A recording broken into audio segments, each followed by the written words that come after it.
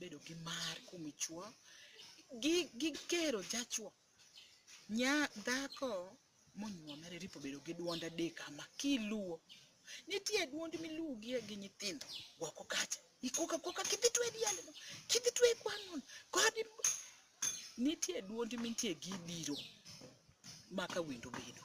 iluo gi duondno ma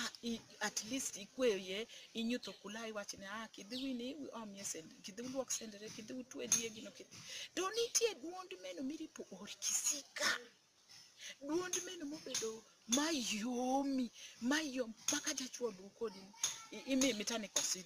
jalo mitane wuotho aka winji gima ine wacho iki ori duond meno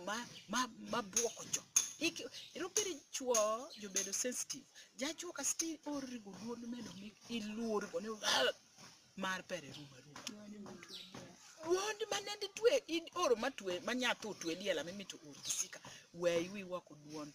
no mondongo we wi duond no orwi duond mabe ma omo jachuo akawa agomo langari nyithindo manyiri majotiyo mondo bedi gi sawa swa maluwo gi chuori every time kiniti office